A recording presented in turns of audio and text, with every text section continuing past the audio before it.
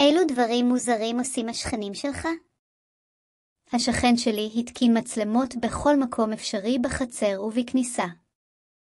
יום אחד גיליתי שהוא מצלם גם את החתולים שלנו כשהם מסתובבים ברחוב. לא הבנתי אם זה מצחיק או מפחיד. השכנה העליונה עורכת מסיבה כל שבוע, אבל אף פעם לא מוזמנת אף אחד. אנחנו שומעים צחוק מוזר ושירים באמצע הלילה. כששאלתי אותה פעם, היא חייכה ואמרה זה סוד של שכונה טובה. במשך שבועות ראיתי שהשכן שדירתו ממול שם ניירות צבעוניים בכל חלון.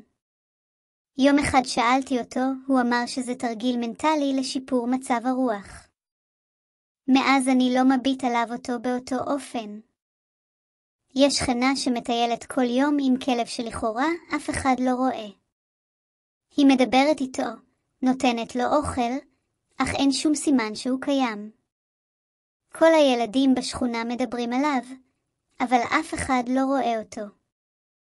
השכן שלי תמיד מחזיק את הפלאפון כשהוא מסתכל החוצה מהמרפסת. הוא לא מחייג, לא מצלם, רק מביט על הרחוב. יום אחד הבחנתי שהוא מצלם אותנו, אבל כשפניתי אליו, הוא פשוט חייך ושם את הפלאפון בכיס.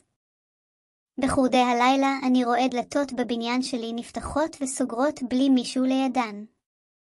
אחד השכנים אמר שזה רוחות ישנות של הבניין. אני לא יודע אם להאמין, לא או פשוט לברוח מהבניין בלילה.